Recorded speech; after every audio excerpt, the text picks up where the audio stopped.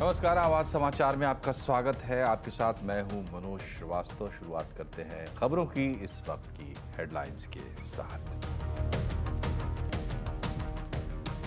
पहलवान बजरंग पुनिया ने लौटाया पद्मश्री पुरस्कार। पीएम मोदी को लिखा पत्र, कहा कुश्ती संघ में बृजभूषण के करीबी के अध्यक्ष बनने से आहत। कल विरोध में साक्षी मलिक ने किया था संन्यास का ऐलान। फ्रांस के राष्ट्रपति इमैनुअल मैक्रों होंगे गणतंत्र दिवस समारोह के मुख्य अतिथि।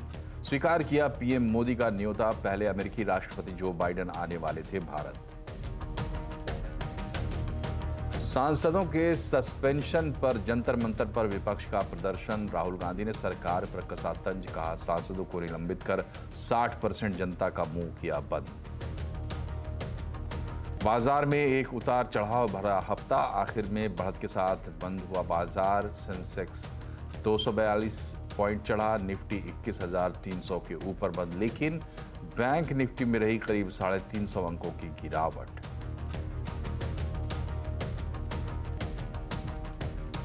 देश के ज्यादातर राज्यों में कोरोना ने दी दस्तक। पिछले 24 घंटे में 328 से ज्यादा मरीज। एक्टिव केसेस की संख्या 3000 के करीब। स्वास्थ्य मंत्रालय ने लोगों से सतर्क रहने की अपील की। जम्मू कश्मीर के राजौरी में बड़ा आतंकी हमला। सेना की 2 गाड़ियों पर किया अटैक, 5 जवान शहीद, 2 की हालत गंभीर। पाकिस्तान से चलने वाले आतंकी गुट ने ली जिम्मेदारी।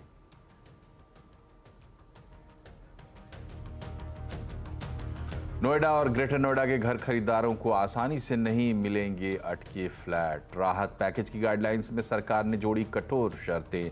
रजिस्ट्री के लिए भी आसान नहीं है रास्ता। सांसदों के निलंबन के मामले पर आज भी विपक्ष का जोरदार प्रदर्शन जारी रहा। विपक्ष ने अपने प्रदर्शन को सेव डेमोक्रेसी प्रोटेस्ट का नाम दिया है। कांग्रेस के नेतृत्व में इंडिया गठबंधन के नेता दिल्ली के जंतर मंतर पर प्रदर्शन कर रहे हैं। उन्होंने किया जंतर मंतर पर प्रदर्शन में कांग्रेस नेता राहुल गांधी, मल्लिकार्जुन खड़गे समेत कई प्रमुख नेता शामिल हुए। वहीं दूसरी तरफ विपक्ष का पूरे देश में भी प्रदर्शन जारी रहा। आपको दिखाते हैं दिल्ली के साथ साथ कुछ और शहरों की तस्वीरें। लखनऊ, पटना, जम्मू और भोपाल की तस्वीरें। इस प्रदर्शन में शामिल हुए राहुल गांधी ने कहा कि सत्ता पक्ष ने शीतकालीन सत्र में विपक्ष के 146 सांसदों को निलंबित करके न सिर्फ उनका अपमान किया, बल्कि देश की 60% जनता का मुंह भी बंद कर दिया। ये जो 150 लोग हैं, किसी ने अपने भाषण में पहले बोला, ये हिंदुस्तान की जनता की आवाज है। हर एमपी लाखों वोट लेके आता है। आपने सिर्फ 150 लोगों का अपमान नहीं किया, आपने हिंदुस्तान की 60% जनता का मुंह बंद किया है। वहीं कांग्रेस अध्यक्ष मल्लिकार्जुन खड़गे ने सांसदों के निलंबन के मामले में जहां एक तरफ सरकार पर निशाना साधा, तो दूसरी तरफ बिना नाम लिए जगदीप धनखड़ पर भी जात पात की राजनीति करने का आरोप लगाया। इस देश के डेमोक्रेसी को खत्म करने के लिए ही 146 एमपीज को इन्होंने बाहर निकाला। कोई कुछ नहीं बोला। ऐसे कहीं जो 147 एमपीज में दूर दूर बैठे थे, मुंह भी नहीं खोले थे, बोलने का बात उनको समय भी नहीं मिला, लेकिन उसको सस्पेंड किया गया। संविधान के उच्च पद पे बैठते हैं ऐसे लोग कहते हैं कि मैं एक फलाना जाति का आदमी हूं, इसीलिए मुझे इंसल्ट कर रहे हैं। अरे अगर आप देश के संरक्षक करने का अधिकार लिए हैं, संविधान के तहत आप चलने का वायदा किए हैं, तो आप जात पात की बात अंदर करते हो। हालांकि इन सब के बीच संसदीय कार्य मंत्री प्रहलाद जोशी का एक चौंका देने वाला बयान सामने आया। उन्होंने कहा कि हम सभी सांसदों को निलंबित नहीं करना चाहते थे। उन्होंने हमसे कहा कि हमें निलंबित करो, हमें बाहर जाना है। हम तो सस्पेंड करना नहीं चाहते थे, to be very very firm. We requested them like anything, but many MPs कुछ लोगों को हमने सस्पेंड किया शुरुआत के दिन में, बाद में सब लोग आके रिक्वेस्ट करना शुरू किया, हमको बाहर जाना है, हमको सस्पेंड करो करके। ये कांग्रेस पार्टी का लेवल है। तो तब बाय लेवल हम सस्पेंड, अभी जो आप इनडिसिप्लिन करते हैं, इररिस्पॉन्सिबल बिहेव करते हैं, आप लोगों को, वही लोगों को सस्पेंड करते हैं। तब बोला हम करते हैं, हमको सस्पेंड करो। साक्षी मलिक के संन्यास के ऐलान के बाद अब पहलवान बजरंग पुनिया ने भी पद्मश्री पुरस्कार लौटाने का ऐलान किया है। पुनिया ने एक्स पर पीएम मोदी के नाम लंबा पत्र लिखा है। इसमें उन्होंने अपनी मांगे नहीं सुनी जाने पर पद्मश्री लौटाने की बात कही है। पुनिया ने लिखा है कि ब्रजभूषण शरण सिंह के करीबी संजय सिंह के कुश्ती संघ का अध्यक्ष बनने से वो आहत है। पुनिया अवार्ड लौटाने के लिए पीएम मोदी से मिलने पहुंचे थे, लेकिन अपॉइंटमेंट नहीं होने के कारण मुलाकात नहीं हो पाई। जो सम्मान हमें देश ने दिया है, उस सम्मान के साथ मुझे लगता है कि हम वो बेटियों को वो सम्मान नहीं दिला पाया, तो मुझे लगा कि मैं इस सम्मान का हकदार नहीं हूँ, इसलिए वापस करने आया था। लेकिन बात भाई प्रशासन की भी ठीक है, मैंने कोई अपॉइंटमेंट नहीं ली थी मिलने की। एक बार फिर कोरोना का खौफ बढ़ने लगा है। देश के ज्यादातर राज्यों में कोरोना ने दस्तक दे दी है। पिछले 24 घंटे में 338 नए मामले सामने आए हैं। वहीं देश भर में सक्रिय मरीजों की संख्या 3000 के करीब पहुंच गई है। डिटेल्स बता रही हैं दीपाली नंदा। देखिए, कोविड की बात करें तो पिछले 24 घंटे में एक बार फिर से 300 से ज्यादा नए मरीजों की संख्या दर्ज की गई है। पिछले एक दिन में 328 नए मरीज कोविड के मिले हैं और एक मरीज की मौत हुई है जो कि केरल से ही थे। वहीं देश में एक्टिव केसेस की संख्या की बात की जाए तो ये भी अब 3000 के करीब पहुंच गई है। इसके अलावा चिंता की बात यह है कि कोविड का जो संक्रमण है वो सिर्फ कुछ राज्यों तक सीमित नहीं है, यानी केरल, कर्नाटक और गोवा तक ही ये संक्रमण सीमित नहीं है। अब दिल्ली, उत्तर प्रदेश, राजस्थान, गुजरात जैसे राज्यों में भी कोविड के मरीज या फिर कहा जाए कि कोविड की वापसी होती हुई दिखाई दे रही है। जैसा कि हम पहले बता चुके हैं कि केंद्र सरकार की तरफ से जीनोम सीक्वेंसिंग को मैंडेटरी किया जाए, ऐसा निर्देश राज्यों को दिया गया है। इसी के मद्देनजर अब राजधानी दिल्ली में भी ये फैसला लिया है कि हर पॉजिटिव सैंपल की जीनोम सीक्वेंसिंग कराई जाएगी ताकि जो वेरिएंट है उसका पता लगाया जा सके। इधर नोएडा और ग्रेटर नोएडा के घर खरीदारों को आसानी से अटके फ्लैट नहीं मिलने वाले हैं। अमिताभ कांत कमेटी की सिफारिश के आधार पर उत्तर प्रदेश सरकार ने एक राहत पैकेज को मंजूरी तो दे दी है, लेकिन सीएनबीसी आवास को इस पैकेज की गाइडलाइंस हाथ लगी है, जिसमें कई कठोर शर्तें जोड़ दी गई है। पूरी खबर जानने के लिए चलते हैं लक्ष्मण रॉय के पास। बताइए लक्ष्मण जी, 2 तरह के घर खरीदारों को राहत मिलने की उम्मीद थी, जिनका प्रोजेक्ट पूरा हो गया है और उसमें रहने भी लगे हैं, लेकिन रजिस्ट्री नहीं हो पाई है। उसको लेकर गाइडलाइन में क्या कहा गया है? देखिए, ऐसे लोगों के लिए गाइडलाइंस के मुताबिक 3 महीने के भीतर ऐसे फ्लैट की रजिस्ट्री की इजाज़त दी जाएगी अथॉरिटी की तरफ से। लेकिन इस 3 महीने के भीतर जो छूट दी जाएगी उसमें कई सारी शर्तें जोड़ दी गई हैं। शर्त यह है कि 3 महीने के दौरान अथॉरिटी डेवलपर से अपने बकाये का पूरा वसूली करेगी। वसूली करने का 2 तरीका है। एक तो बिल्डर खुद ब खुद अपना बकाया चुका दे, जितना बकाया चुकाएगा उसी के अनुपात में घर रजिस्ट्री की छूट मिल जाएगी। अगर बकाया नहीं चुकाता है तो डेवलपर के पास जो कमर्शियल एरिया है, दुकानें हैं या फिर कमर्शियल एक्टिविटी वाले जो हिस्से हैं, उसको सील कर देगी अथॉरिटी और उसके बराबर के कीमत के बराबर के घर को रजिस्ट्री करने की छूट दे देगी। तब भी भुगतान पूरा नहीं होता है, बकाया पूरा नहीं होता है, तो डेवलपर के पास जो ज़मीनें पड़ी हुई हैं उन ज़मीन को अपने हिस्से में कब्जे में ले लेगी अथॉरिटी और फिर उसके बराबर के भुगतान के बराबर का घर रजिस्ट्री करने की छूट दे देगी। तो ये कुछ शर्तें जोड़ी गई हैं और लेकिन कहा यह ज़रूर गया है कि इन सारी शर्तों के साथ 3 महीने के भीतर ऐसे घर की रजिस्ट्री करने की छूट दे दी जाए जिन पर बकाया तो है लेकिन उनका पोजीशन मिल चुका है या फिर वो कंप्लीट हो चुके हैं। और लक्ष्मण जी, जिनका प्रोजेक्ट पूरा नहीं हुआ है उनके लिए क्या प्रोविजंस है?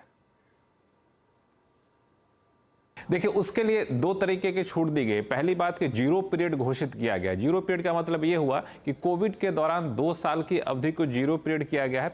इस दौरान बिल्डर के ऊपर अथॉरिटी की तरफ से जो ब्याज मांगा जा रहा था, जो पेनल्टी लगाई गई थी, वो न तो ब्याज अथॉरिटी लेगी न तो पेनल्टी अथॉरिटी लेगी। इसी तरीके से ओखला बर्ड सेंचुरी के 10 किलोमीटर के आसपास के इलाके में जो प्रोजेक्ट थे, कोर्ट केस की वजह से अटके पड़े थे, उनको भी 2 साल के लिए ब्याज और पेनल्टी माफ करने का फैसला लिया है। लेकिन शर्त यह है कि उनके ऊपर जो भी बकाया है इस ब्याज और पेनल्टी को माफ करने के बाद उसमें से 25% आपको देना पड़ेगा, तभी आप इस पैकेज का फायदा उठा सकते हैं। अगर चाहें तो डेवलपर अपने पास जो जमीन है जिसका इस्तेमाल नहीं कर पा रहे हैं वो भी अथॉरिटी को दे सकते हैं। इसके लिए उन्हें कोई भी जुर्माना नहीं चुकाना होगा। को डेवलपर चाहें तो वो भी नियुक्त कर सकते हैं। शुक्रिया लक्ष्मण जी। और अब बात करते हैं बाजार की। आज कारोबारी हफ्ते के आखिरी दिन बाजार में उतार चढ़ाव का दौर रहा। इसी के साथ सेंसेक्स 242 अंक चढ़कर 71,107 पर बंद हुआ। निफ्टी 94 अंक चढ़कर 21,349 पर बंद हुआ।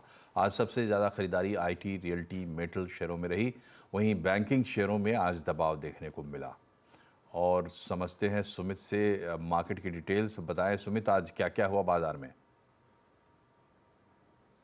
देखिए, आज हफ्ते का आखिरी कारोबारी सत्र था भारतीय बाजारों में। वैसे तो दायरे के अंदर ही कामकाज कह लीजिए, लेकिन वो दायरे में आज जो ग्रोथ ड्राइवर थे वो अलग अलग थे। किसी समय पर बैंक ने सपोर्ट किया, कभी रिलायंस ने सपोर्ट किया, कभी आईटी ने सपोर्ट किया, और लास्ट आवर में आईटी की तेजी के दम पर ही बाजार एक अच्छे अपमूव के साथ बंद होता हुआ दिखाई पड़ा। आज रियल्टी का दिन था, ऑटो का दिन था, मिड कैप स्मॉल कैप में खरीदारी का दौर था, और साथ साथ स्पेसिफिक जो स्टॉक स्पेसिफिक स्टोरीज थी वो डेवलप होते हुए दिखाई पड़ी। थोड़ा सा बैकफुट पे बैंक गए, लेकिन अदरवाइज इंफ्रा में खरीदारी रही, पीएसयू में तेजी रही, शुगर में मिला जुला सा कामकाज रहा, डिफेंस में मिला जुला सा कामकाज रहा।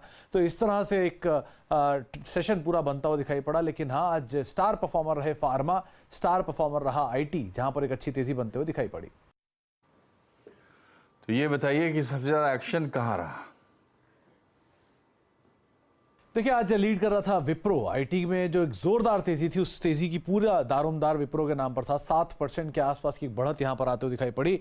इसके अलावा एचसीएल टेक 3% ऊपर, बजाज ऑटो 2% ऊपर, और हिंडाल्को करीब 2.5% की तेजी यहां आते हुए दिखाई पड़ी। गिरने वाले शेयरों में ग्रासिम का नाम शुमार था, एचडीएफसी बैंक, बजाज फाइनेंस और एसबीआई, कुछ ऐसे नाम जो कि 1 से लेकर 2% तक गिरकर बंद हुए। मिड कैप में लीड कर रहा था जेबी केमिकल्स एंड फार्मा, करीब बढ़िया तेजी 9% के आसपास की आ रही। पिरामल फार्मा 9% ऊपर रहा, कॉनकॉर्ड बायो 11% ऊपर, और ऑल कार्गो 8% के आसपास तेजी न्यूज फ्लोज के बीच में आते हुए दिखाई पड़ी। रियल एस्टेट में एक जोरदार तेजी थी, लेकिन उससे पहले मिड कैप में गिरने वाले शेयरों में IFL finance, Gujarat Ambuja export, made plus health care और त्रिवेणी इंजीनियरिंग 2 से लेकर 4% तक की बिकवाली यहां रही। आज रियल्टी में तेजी थी, तो फिनिक्स अच्छी अपमूव में था, प्रेस्टीज अच्छे अपमूव में था, शोभा और डीएलएफ जैसे कुछ और ऐसे नाम थे जहां पर जोरदार खरीदारी बनते हुए दिखाई पड़ी। शुक्रिया सुमित। और 2024 के लिए बाजार ने किन चीजों को डिस्काउंट कर लिया है और क्या बाजार में अब सब ठीक है? आज आवाज अड्डा में इसी पर होगी बड़ी चर्चा, शाम 7:57 पर। एफएनओ गुरुकुल की शानदार सफलता के बाद सीएनबीसी आवाज ला रहा है एफएनओ गुरुकुल सीजन 2। दूसरा सीजन पहले के मुकाबले कहीं ज्यादा धमाकेदार होने जा रहा है। आपके पास इंडस्ट्री के दिग्गजों, फ्यूचर्स एंड ऑप्शंस की बारीकियां समझने के लिए दिग्गजों से टिप्स मिलेंगी, और वो भी बहुत बिल्कुल सरल भाषा में, ताकि आप इससे अपनी ट्रेडिंग को बेहतर और धारदार बना पाएं। इस बार गुरुकुल में पोर्टफोलियो मैनेजमेंट पर भी खास फोकस रहेगा, तो फटाफट रजिस्ट्रेशन करवाएं। रजिस्ट्रेशन के लिए क्यूआर कोड स्कैन करें या हमारी स्क्रीन पर दी गई हमारी वेबसाइट पर आएं, और ज़्यादा जानकारी के लिए हमारे सोशल मीडिया हैंडल्स पर जाएं।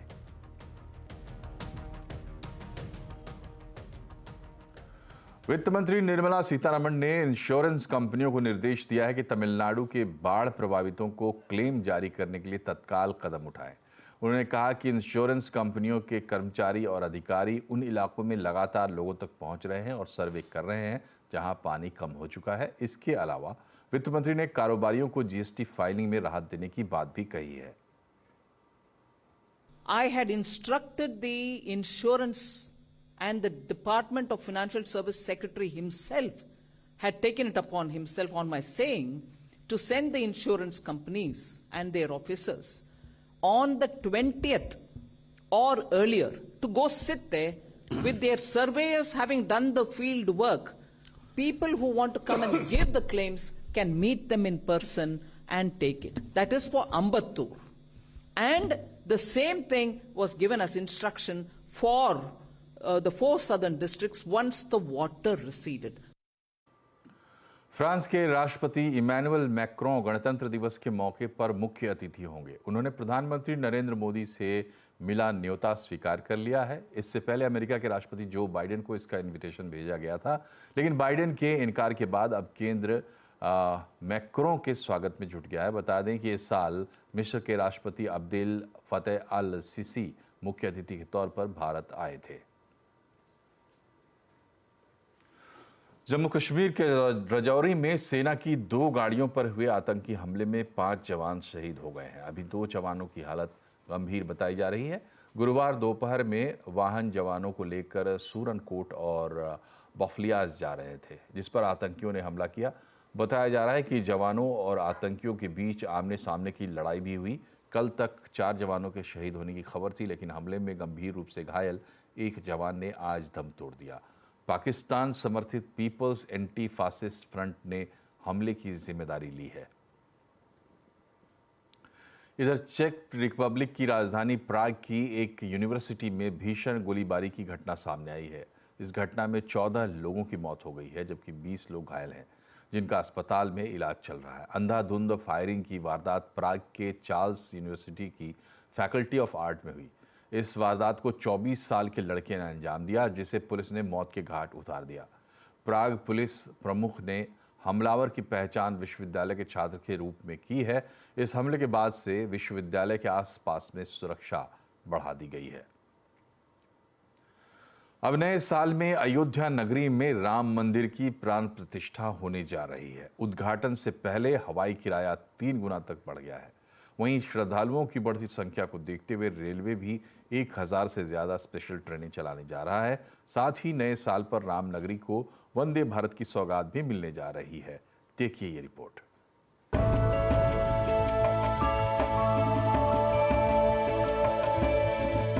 अयोध्या में रामलला भव्य मंदिर में विराजमान होंगे तो देश भर से लोग अयोध्या जाएंगे। रेलवे 12 जनवरी से देश के 25 शहरों से 1000 से ज्यादा स्पेशल ट्रेनें चलाएगा। दिल्ली से अयोध्या के लिए वंदे भारत की सौगात भी जल्द मिलने जा रही है, जो 8 घंटे में सफर को पूरा करेगी। राम मंदिर के भव्य उद्घाटन के मौके पर बड़ी संख्या में श्रद्धालुओं के अयोध्या पहुंचने की उम्मीद है। यही वजह है कि रेल मंत्रालय की तरफ से अयोध्या रेलवे स्टेशन पर भी खास इंतजाम किए जा रहे हैं। वहीं दूसरी तरफ हवाई किराए की बात करें तो गुजरात समेत दूसरी जगहों से अभी से ही अयोध्या पहुंचने के लिए हवाई किराया 2 से 3 गुना तक बढ़ गया है। वहीं देश के प्रमुख शहरों से अयोध्या वाराणसी पहुंचने का हवाई किराया भी 2 से 4 गुना बढ़ गया है। जनवरी में टिकट बुक करते समय किराए में 50 से 75% तक बढ़ोतरी संभव है। अभी अहमदाबाद से अयोध्या का किराया 7,500 से 10,000 तक है। वहीं अहमदाबाद से वाराणसी के लिए 8 से 10,000 चुकाने होंगे। दिल्ली से अयोध्या पहुंचने के लिए हवाई किराया 12,500 है। मुंबई से वाराणसी की फ्लाइट का टिकट 7,500 से 10,000 में होगा। जनवरी मिडल ऑफ जनवरी में अयोध्या राम जन्मभूमि शिलान्यास होने जा रहा है, जो इंडिया का सबसे बड़ा एक बहुत बड़ा रिलीजियस इवेंट होने वाला है। उसकी वजह से इंडिया से और बाहर से काफी लोग यहाँ आएंगे और उसकी वजह से ये एयरफेयर बढ़ेंगे और मेरे ख्याल से ये मिडल ऑफ फरवरी तक रहने चाहिए। हम अयोध्या राम मंदिर ओपनिंग के लिए जा रहे थे। अभी प्रोग्राम बनाया है, लेकिन अभी एयर का टिकट बहुत बढ़ गया है, तो वो अफोर्ड नहीं कर सकते हम लोग। तो अभी प्रोग्राम कर सोच रहे हैं अभी क्या हो रहा है। अगर डाउन होगा टिकट का रेट तो हम जाएंगे। सिर्फ राम मंदिर के उद्घाटन के दिन ही नहीं, बल्कि अगले कुछ महीनों तक किराए को लेकर ऐसी स्थिति बनी रहने की संभावना है। लेकिन श्रद्धालु अपने अपने तरीके से अयोध्या पहुंचने का प्रयास अवश्य करेंगे। अहमदाबाद से केतन जोशी के साथ दीपाली नंदा, दिल्ली। स्विगी से खाना ऑर्डर करने पर आपको अब ज़्यादा पैसा देना पड़ सकता है। जोमेटो के बाद अब स्विगी भी हर ऑर्डर पर कलेक्शन फीस लेने जा रहा है। हालांकि ये फीस रेस्टोरेंट से ली जाएगी, मगर रेस्टोरेंट मालिकों का कहना है कि उन्हें आखिरकार ये रकम उपभोक्ताओं से ही वसूल करनी होगी। डिलीवरी प्लेटफॉर्म और रेस्टोरेंट्स की आपसी खींचतान में एक नया मुद्दा सामने आया है, कलेक्शन फीस का। स्विगी ने हर ऑर्डर पर 2% कलेक्शन फीस लेने का फरमान सुनाया है। ये फीस रेस्टोरेंट के लिए जाने वाले कमीशन के अलावा होगी। जोमेटो पहले से ही हर ऑर्डर पर 1.8% की कलेक्शन फीस लेता है। इसके अलावा जोमेटो हर ऑर्डर पर 3 रुपए का प्लेटफॉर्म फी भी चार्ज करता है।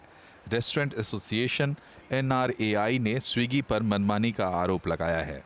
पहले उन्होंने बोला था कि हम सर्विस इंप्रूव करने कर रहे हैं, पर हम कमीशन इसलिए दे रहे हैं कि उनका सर्विस अच्छा रहे। तो देयर इज नो कोई मतलब ही नहीं है कि उनको ये एक्स्ट्रा चार्ज करना पड़े। दूसरा, वो बोल रहे हैं कि जोमेटो पहले से कर रहे थे, आप मेरे से नहीं कर रहे थे, पर जोमेटो के कमीशन उस तरह से स्ट्रक्चर थे कि उनमें से commission plus payment gateway charges separately defined था। आपने डे 1 से डिफाइन करके रखा है कि हमारा यही मेथड है, हम क्लब करके चार्ज करने वाले, तो आगे जाके ये मेथडोलॉजी चेंज करना है आर्बिट्री, और इसको हम डेफिनेटली उनसे बातचीत करके रिजॉल्व करने की कोशिश करेंगे। रेस्टोरेंट एसोसिएशन कमीशन के मुद्दे पर पहले ही स्विगी और जोमेटो को कंपटीशन कमीशन ऑफ इंडिया के पास ले जा चुका है। अब अगर कलेक्शन फीस के मुद्दे पर सहमति नहीं बनती है तो फिर NRAI कानूनी रास्ता देख सकता है। दूसरी तरफ स्विगी इसे इंडस्ट्री प्रैक्टिस कहकर अपना पल्ला झाड़ रहा है। नए साल से ठीक पहले स्विगी की कलेक्शन फीस लेने की घोषणा रेस्टोरेंट्स के लिए तो एक झटका है ही। इस बारे में हमने स्विगी से बात करने की कोशिश की तो उनका ये कहना था कि वो इस कलेक्शन फीस का इस्तेमाल अपने ऑपरेशंस को बेहतर बनाने में करेगी, अपनी डिलीवरी को फास्ट करने में करेगी, लेकिन आखिरकार सवाल वही है क्योंकि ये पैसा अंत में कस्टमर की जेब से ही जाएगा। रेस्टोरेंट मालिकों के पास ONDC जैसे प्लेटफॉर्म को अपनाने का रास्ता भी खुला हुआ है, जहां किसी तरह का कमीशन नहीं है। आपने कभी सोचा है कि इतने सारे चार्जेस की वजह से आपका ऑनलाइन फूड ऑर्डर कितना महंगा हो चुका है? खाने की कीमत के अलावा आप एक ऑर्डर में डिलीवरी प्लेटफॉर्म का commission, tax, delivery charge, platform charge और वैकल्पिक टिप चुकाते हैं। तो घर बैठे खाना ऑर्डर करने के लिए अपनी जेब और ज़्यादा ढीली करनी होगी। स्विगी ने ये बदलाव मौका देखकर ऐसे वक्त में किया है जब क्रिसमस न्यू ईयर पर तगड़ा कारोबार होता है। रोहन सिंह, दिल्ली। साइबर ठगों ने अब फ्रॉड करने के लिए आर्टिफिशियल इंटेलिजेंस को हथियार बना लिया है। ये ठग AI की मदद से आपकी आवाज़ क्लोन करते हैं। हूबहू आपकी आवाज़ में आपके परिचितों को फ़ोन कर या मैसेज भेजकर ठगी करते हैं। देखिए असीम मनचंदा की रिपोर्ट। कभी आपको आपके किसी रिश्तेदार या जानकार का दूसरे नंबर से फ़ोन आए और किसी तरह की इमरजेंसी बताकर वो आपसे पैसे मांगे तो थोड़ा अलर्ट हो जाइए। दरअसल सोशल मीडिया पर अपलोड किए गए आपके वीडियो से आपकी आवाज़ उठा ली जाती है या फिर आपको फ़ोन करके चंद मिनट बात करके आवाज़ को आर्टिफिशियल इंटेलिजेंस सॉफ्टवेयर में डालकर ऑडियो क्लिप का रूप दिया जाता है। आवाज़ को क्लोन करने के लिए मात्र 3 सेकंड की वॉइस सैंपल काफ़ी है। वॉइस क्लोनिंग के सहारे क्रिमिनल्स फेक किडनैपिंग दिखाकर अकाउंट तक खाली कर चुके हैं। अब जो ये आवाज़ निकालते हैं AI की मदद से, वो हूबहू आप ही के रिलेटिव की होती है। एंड इस वजह से जो हमारे ग्रैंड पेरेंट्स हैं या हमारे बड़े बुजुर्ग फैमिली मेम्बर्स हैं, वो एकदम से विश्वास कर लेते हैं, उन्हें वो जेन्युइन लगता है एंड वो इमोशनल होके वो मनी ट्रांसफर कर देते हैं। Cover AI, वोसीफाई AI, voice flip AI जैसे ऐप के जरिए स्कैमर्स काम को अंजाम दे रहे हैं। दिल्ली, तेलंगाना, कर्नाटक और यूपी के शहरों में ऐसे कई मामले सामने आए हैं।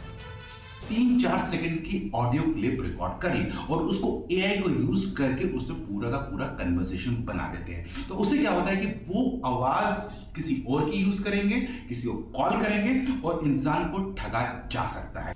तेजी से बढ़ती टेक्नोलॉजी के साथ हैकर्स भी अब हाईटेक होते जा रहे हैं। टेक्नोलॉजी के युग में आपकी समझदारी और होशियारी ही आपको ठगे जाने से बचा सकती है। असीम मनचंदा, दिल्ली। और मिशन स्वच्छता और पानी की खास पेशकश में आज आपको मिलवाते हैं जूली से, जो बीते 13 साल से बड़ोदरा नगर निगम में काम कर रही हैं। व्यक्तिगत परेशानियों और कोविड के दौरान अपनी नौकरी से जुड़े जोखिम के बावजूद उन्होंने पूरी प्रतिबद्धता के साथ अपना काम किया और आज भी करती आ रही हैं।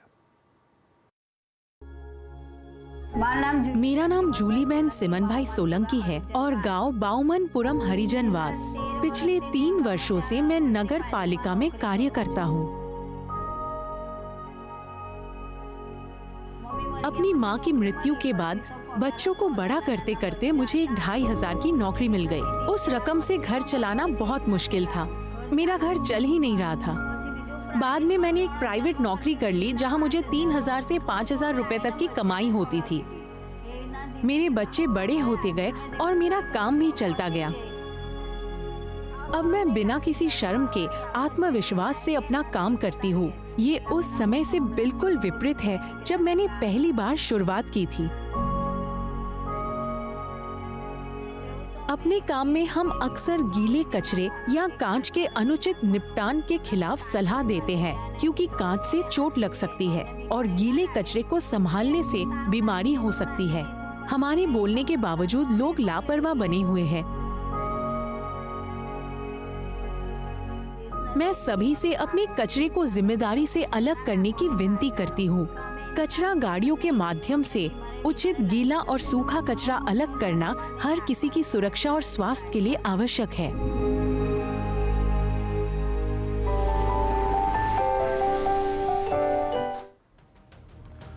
और इसी के साथ बुलेटिन में फिलहाल इतना ही, लेकिन हमसे जुड़े रहिए हमारे सोशल मीडिया हैंडल्स के जरिए और जिंगल बेल करिए। लॉन्ग वीकेंड मनाइए। Merry Christmas. नमस्कार।